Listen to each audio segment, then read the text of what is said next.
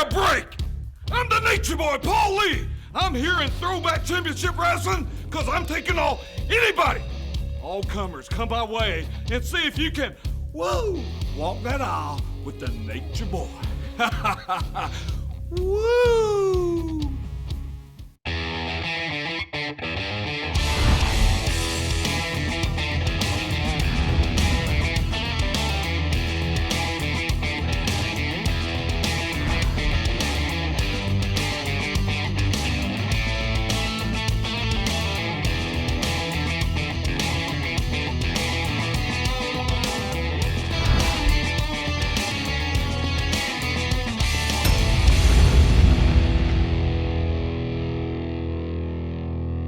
Welcome everyone to this week's Throwback Championship Wrestling. We have a special episode today. We're going to recap the whole first month of action, bring you up to speed. If this is your first time watching the show, you picked a good one to start with. We have the Tokyo Monster Kahagas taking on Scott Cardinal, and our Throwback Championship title match, Devin Driscoll versus Crimson.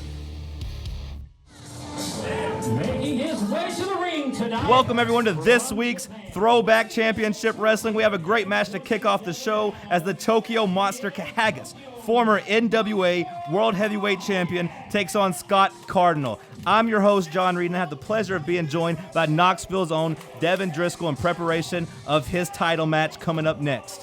Thanks for having me. I'm excited about this match. I mean, John, this guy, Kahagas, he's a flat-out badass. I mean, he's wrestled all over the world, been trained by a demented old man, Kevin Sullivan.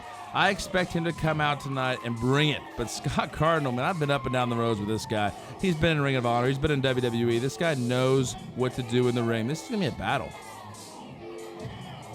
As he takes his robe off and gets ready to stretch, we await the arrival of Scott Cardinal. He has been around all over the world, like you said, ROH, OVW. He's worked with the WWE. He has the credentials. He is a professional wrestler. That's exactly it. And I mean, the thing about Cardinal is he's wrestled a lot of variety of guys. Big, small, tall, short, fat, speedy. I mean, you've been there, done that. You know when you're going to enter the ring with Scott Cardinal that you're going to get a fight. But here's the thing is, Kahagas, he's not the biggest guy in the ring, but he can fight too. So it's going to be very interesting to me to see what kind of different variety of styles we see in this match. The jacket comes off, the mask comes off, the bell has rung, and it's time. Throwback Championship Wrestling has kicked off.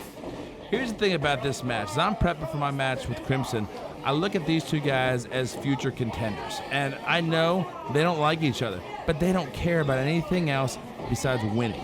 That's all they care about. So this is going to be whatever it takes to win type match. So as you watch this match, you mentioned you are preparing for maybe a future defense or just scouting your opponents. What percentage of you are right now, your mind, Devin Driscoll, are you watching this match thinking, hey, these might be coming after me, or these are going to be my competition to get this belt? That's the thing is, it all goes back to film study. To be successful in pro wrestling, you got to be a student of the game. And that's exactly what I am. Have been for years. Since I was 3 years old, this is what I wanted to do. And when I watch guys like this, I got to keep in the back of my mind that after I beat Crimson, these are for a couple of the first guys are going to step up to the plate and try to take my title from me. And that's why I'm sitting here watching you with you tonight. I'm John Reed. He's a very confident Devin Driscoll. It sounds to me like he already thinks Crimson's going to lay down. Well, I've fought Crimson before. Me and him have fought for NWA Next Level, and I came out victorious in Knoxville. But I know with Crimson that it's going to be a very long match. He is not easy to give up. He's not easy to pin. But I can tell you right now, there's no one that's going to beat me in Knoxville, Tennessee. In the ring right now, we have Kahagas and Scott Cardinal just kind of measuring each other up. I think they respect each other, trying to size each other up. As you see Kahagas try to take him down with a shoulder block, but you see Scott Cardinal not phased. But you see what Kahagas did. He went right back to a wrestling move. He knows he cannot stand toe-to-toe with Scott. This is not his first rodeo. The guy might look like a complete idiot, but he's not. And there it is. Scott's Cardinal showing his athleticism. The guy is an athlete. He might not look like the fastest guy in the world, but this guy is explosive. So Kahagas better watch out, or Scott will come in there and knock his head off. We are in fall. Looks like he'd be a pretty good offensive lineman right there with that agility and speed and size. And in the same respect, Kahagas looks like he'd be a great Halloween outfit. So the combination of the two is perfect. As you see, Scott Cardinal starting to kind of lean on Kahagas, trying to wear him down, a whip into the corner, followed back by a splash, but no, Kahagas catches him with an elbow. That's the thing about Kahagas. Oh, this is the kind of stuff that he brings to the table. A kind of an inverted buzzsaw that Tajiri used to make famous back in the day. He's choking him. How is that legal to choke him in the corner like that? I honestly God think the ref is just scared to say no to Kahagas. I mean, when you look at that guy, you think one of two things. Either he spent a lot of time in prison or he will one day. Kicks Scott Cardinal on the head, tries to get a pin, but a 2 count. But you see, he stays on top of him, transitions that directly into a sleeper hold. I love that cam, too. I love seeing from the top of the ring like that. It's just such a cool view. The throwback Sky Cam. Yeah, we like to be throwback, but we're also innovative and cutting edge. You're not going to see that anywhere else. And that's the thing. That's what makes throwback really stand out is it's a combination of both. You're going to get some throwback type wrestlers like Kahagas, that's more of an old school type guy, but then you're going to bring in the innovator like Scott Cardinal, one of the innovators in the original Ring of Honor days. I mean, this guy is going to be very innovative in the ring, and he's going to do things you're not going to expect from a guy that size. Kahagas has him in a chokehold, but you see Scott Cardinal fight out of it, catching some shoulders and elbows into the ribs, fought his way out. Now he has him in the corner as he gives him a left and a right. That's the thing, man. He can throw those haymakers. He's going to come in strong, Scott, with those punches. I mean, he doesn't take anything off them. He brings them. You see that little thing, just wrench the arm in the corner and make sure that he gets that momentum coming. That's the tough that a veteran does. But you see Kahagas, man, the guy, even the last second, that could have been a lot more vicious of a move, but he moved the last second, so only took it in the hand. Big uppercut, man. That's laid in. Seems like Scott Cardinal is feeling it. He's kind of taking over this match, and he's letting Kahagas hear about it. Kahagas goes to lockup again. He doesn't care at all what the fans think about what he does in the ring. All he cares about one thing, that's winning every single match in reversal. Oh, I know what's coming here. November Rain, he's beating everybody. That's it, man. That's game over. 1, 2. Oh, but Kahagas kicks out, and you can see the shock, the sheer shock and frustration on Scott Cardinal's face. I have never seen anyone kick out of that, and I've seen that move a lot. Followed by a counter, and here comes Kahagas with a flying clothesline, and he goes for the quick pin. 1, 2, 3. There it is. Wow. I did not see that coming, man. John, I did not see that coming. Kahagas escapes with the win. You have to think Scott Cardinal was at least a little bit caught by surprise and frustrated after Kahagas is able to kick out of November Rain. I've never seen anyone kick out of that in any organization, period. Kahagas scores the win. Devin, you're up next. Hey guys, this is Tommy Coffee.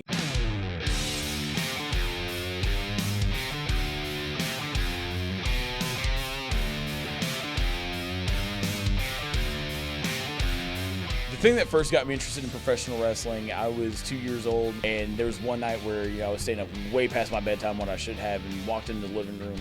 It was WCW Nitro, and I remember the first thing I saw was Lex Luger and all his spandexy baby oil glory standing in the ring, and I was sitting there what is going on? Next thing I know, this dude who's running out in a tasseled jacket, face paint, comes flying to the ring, yelling "Whoa!" the entire way, and it was actually Sting. And from that point, I was like, "Oh my God, these guys are superheroes! This is what I want to do for my life. I want to become a human comic book. I want to become a human superhero." I originally was trained actually here in Knoxville. My trainer's name was Chuck Terry. He did the American Patriot gimmick. Yeah, I mean, he's a really cool guy. Got me pretty much my foot in the business, got my foot in the door, so to speak. From there, I guess it was about 2 years ago now, I met up with Tom Pritchard up in Knoxville. He was doing his training camp up there. It was a phenomenal camp. I learned probably more from there than I have anywhere, both in ring and psychology, and even in the back aspect. Got me immensely past my nervous breakdowns that I would have before matches and all that stuff. So I'd say that was probably the most influential impact that I've had on my career was having the honor of training under Dr. Tom Pritchard. And especially being on TV, getting all of the experience that comes with that, it's also getting your face out there more. More people are going to know who you are, and you're going to become a household name a lot quicker. It's honestly one of the best things that you could do for the younger guys. Get them that TV experience that they need. Because I think, in my opinion, one of the things that everybody kind of fears the most is being in front of a camera with a microphone in hand. Because to them, they're just, oh God, what if I mess up? But then once you do that so many times, it gives you that confidence that you need to be man, I've done this 1,000 times. This time there are no cameras, there are no microphones. It's not gonna matter what I do out there. I can just go out there and I can have fun and I don't have to think about anything. Every aspect of that, of doing a TV taping or even a live TV show for that point, teaches them so many more things. It tells them, it helps them to be more on point with stuff. It helps them to not be as nervous after a while, because honestly, once you do a TV taping, like house shows and just, on like non-televised shows for that point, after that become pretty much cakewalks. A lot of the butterflies go away after that. It's still going to give you that aspect where you can go into West Town Mall. You can go walking down Turkey Creek and people will be like, oh my God, you're that guy. Like, I saw you on TV last night. That is so awesome. Like, the way that you beat that guy up. And just overall, it's going to give you just this amazing feeling that you can't get anywhere else. Like, there is no better drug than the adrenaline that it gives you. So I never settle for being at the bottom rung. I always want to be the guy sitting on the top of the ladder. I love every aspect of it. I love the competition. I actually feed off of competition. That's actually where I'm at my best. If I have like that person right there next to me that just pushes me to that next point, pushes me far beyond what I could ever actually do on my own, just because anything I want to do, I want to be the best that I can at it, and I can't be better than myself. There's always that one person that I need to feed off of to be better than, to be at the top of anything and everything that I do.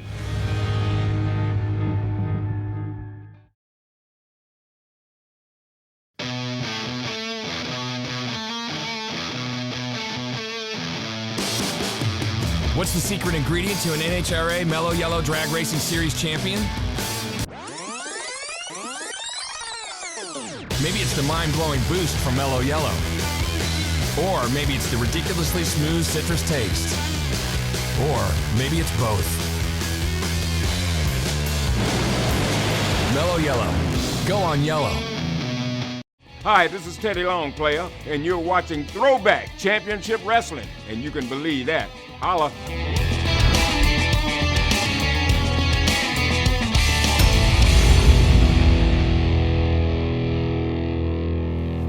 Devin Driscoll. Devin Driscoll? No, let me say that again. Devin Driscoll. Throwback Championship Wrestling? Devin Driscoll is Throwback Championship Wrestling? Has anybody ever looked at a history book about old-time hardcore wrestling? Devin Driscoll's name's not on there. But if you look at the very top of the list, you go through every page until you get to the last page, you see one person. And that's the Tokyo Monster. You see, Devin Driscoll, I'm a history professor. And where I teach is not a nice place. And what I have discovered is the worst of the worst. The filthiest of the filthiest. He laid in the streets of Calcutta. He went to the cave temples in Ipoh, Malaysia. Devin Driscoll, you gotta be kidding me. History will be rewritten.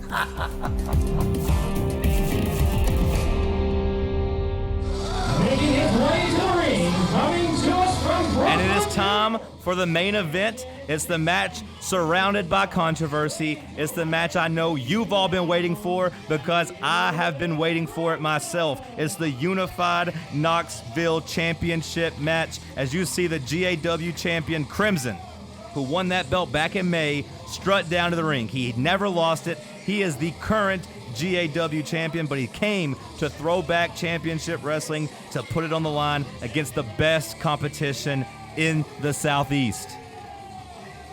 He gets set to take on Knoxville's own Devin Driscoll. They have a score to settle in a match from 18 months ago. These two are familiar with each other. Devin Driscoll pinned Crimson in the middle of a ring in a no DQ match. This is the rematch. And you see the belt that is on the line.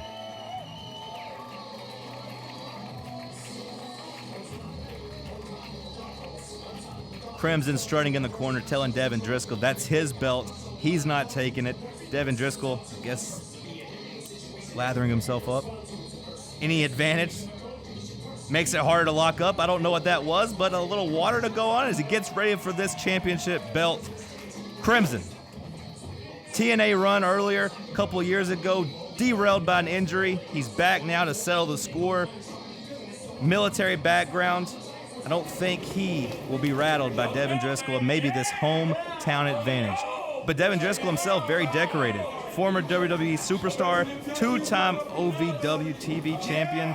I mean, this guy's won an NWA Next Level Heavyweight Championship belt. Both of these guys been around the block, familiar with each other, decorated. I think we're in for one hell of a match.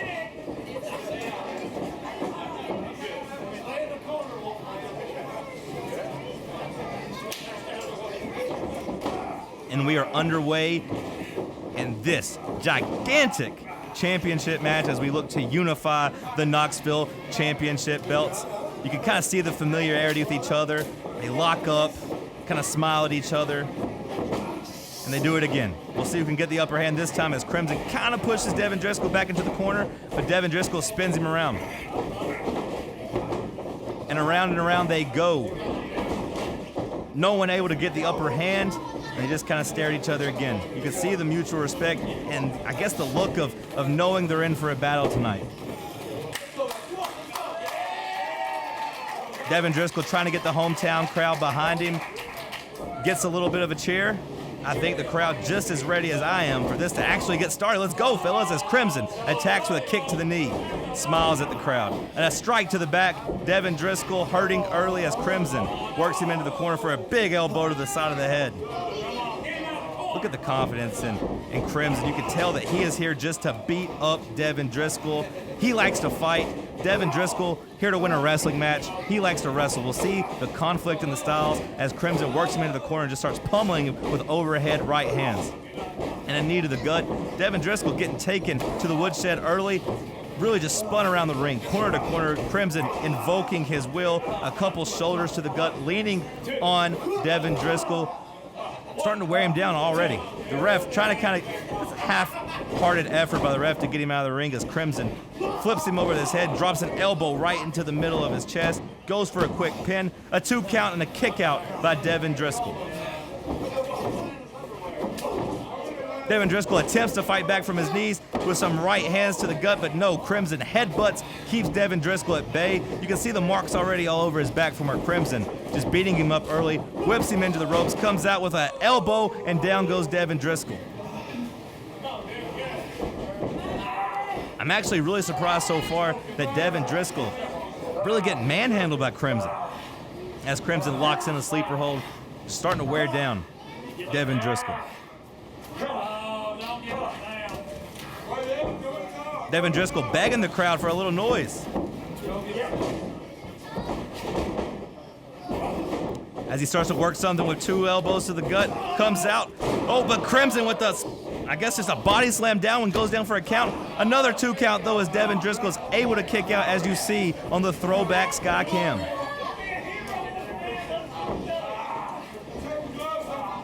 You know, Devin Driscoll had a great run with the WWE. He was signed 5 years ago, got derailed with injuries, took a little time off, said he got the hunger back to make one more run, see if he could accomplish his dream. He's starting out in Throwback Championship Wrestling. He says the perfect place to really see what he has left in the tank. As he comes out, they dodge each other, and we see a double clothesline on the throwback Sky Cam. Both men go down. It looks like Devin Driscoll's finally starting to even the score a little bit, but he looks like he's taken the worst end of it so far in this match. As the ref begins his count, gets to 4. Both men kind of working their way into the corner, trying to pull themselves up.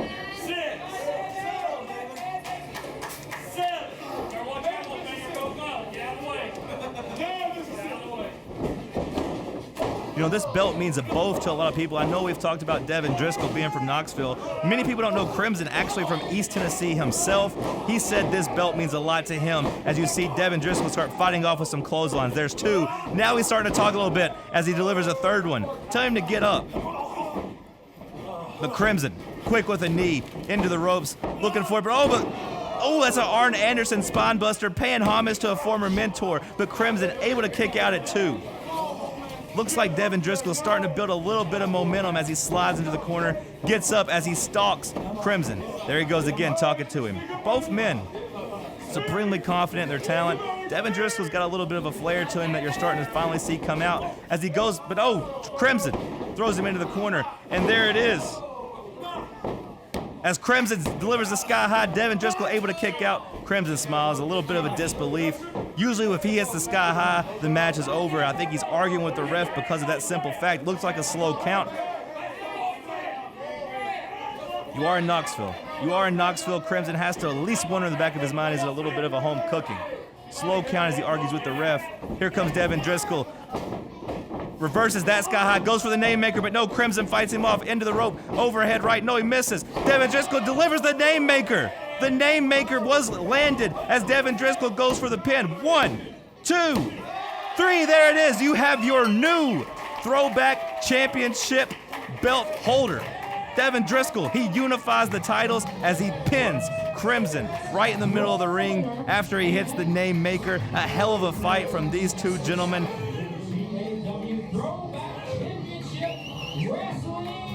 As the ref gets the Throwback Championship belt and delivers it. The one true champion of Knoxville, the one true champion of the Southeast, Devin Driscoll. You can see the look on both of their faces. They kind of went through a battle here, a look of mutual respect as Devin Driscoll holds up the belt that he just took off of Crimson's shoulders.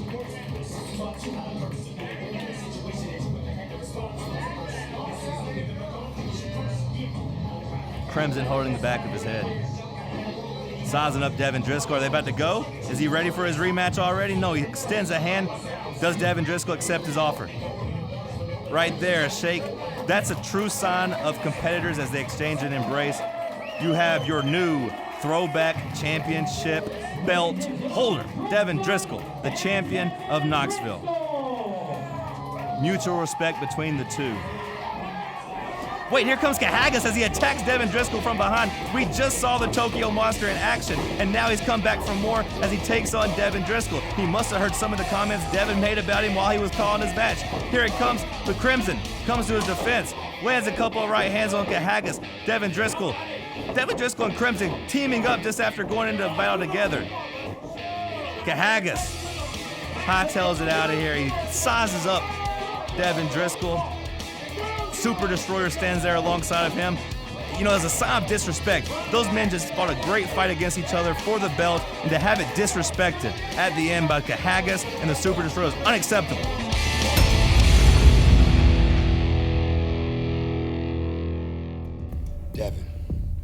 Devin Driscoll, the current champ. Now you want to test yourself, Devin?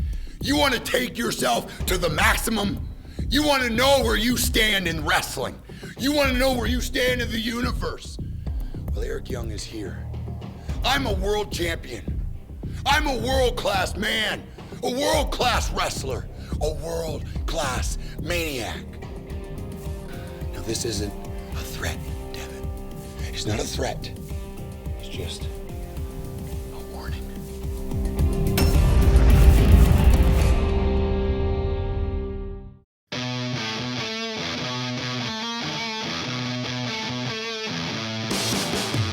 What's the secret ingredient to an NHRA Mellow Yellow Drag Racing Series champion? Maybe it's the mind-blowing boost from Mellow Yellow.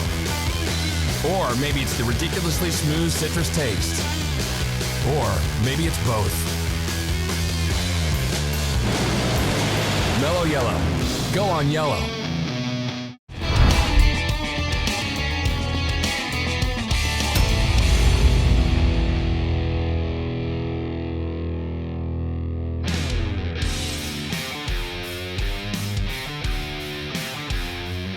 I'm Brent. I'm Brandon. We're the Tate Twins. We're 23 years old from Knoxville, Tennessee. The first show we actually went to was a little local show down the street from our house. We was about 11 years old. Yeah. We was actually scared of wrestling. It actually scared us, but as we got older, we grew up watching on TV and it just hooked with us, and it's something we want to do since we was little. I remember watching guys like Doink the Clown, Bret Hart. I mean, the Hardy Boys inspired us. In Your House, Yokozuna. Guys like that, the entertaining, really got us into it. Our training, we started at a little local show called UCW a while back. It was about juniors in high school? Yeah, I was 17 years old and just went to travel so far just to get in the ring for a couple minutes before the show. Anything, just to work in the ring. And build the ring. Tear down. Watch wrestlers, meet people, and just went that for a couple times and just stayed with it and eventually had a match when we were ready. Got our butts kicked and after that, it just took off. Our first big place that we actually got trained at was OVW up in Louisville, Kentucky. We were actually just busting tables, doing everything we could to save up money and go to the school up there. Didn't even have a car, just went up there, rode the bus. Rode the bus everywhere, didn't know where anything was at. Got trained by Nick Dinsmore. Nick Dinsmore Eugene, taught got us, trained by him. And eventually came back home, ran out of money, just did our own thing, did some more shows down here, and then moved to Florida. Got trained by the Dudley Boys. For a little bit, we was down there for a little while, and then we had to come back. We had ran out of money too, just trying to get a learn as much job, as we stay could. with it. And then finally went to Ring of Honor, did some seminars with them, and eventually did give us a shot when they came to Nashville. And then they just stayed with it, just going to shows, helping out, and just paying the dues, just keep doing it, staying with it, never giving up. Ring of Honor is really helping us out a lot. It's really giving us a good push, and being on TV all the time around America really helped us out too. You're learning all the time, non-stop learning every time we go there. Traveling a lot, get to see a lot of cities we ain't been to before. Yeah, on the road all the time. Yeah. Just living the road life and just still paying dues. Never done paying dues, just working at it. Yeah, just keep learning. I think Throwback Championship Wrestling is gonna be something big, something new to this area, something it needs bad, because a lot of places everybody talks about, it's gonna be a good show, it's gonna be a good program, good place. Slowly fades away. Goes away. Our friends get to see us on TV now. We get to meet some people down in our area. We're really gonna do our thing, try to get this place popping and do what we can to make it grow. Thank you guys for watching us, supporting us. It really motivates us a lot. Yeah, it does. Like big time. Like y'all have no idea how big that is for us. And never let nobody tell you can't do something, no matter what anybody says. There's gonna be haters out there. Right. Just keep doing your thing. You can party on the weekends, do all that stuff, but at the time you gotta get serious. If you wanna do something, you gotta do it. I'm saying, just go out and do it. Stop saying taking advantage of it when you got I'll do this- opportunities. Yeah, I'll do this later. Don't put yourself aside. Just do it. Do what it takes. Do it.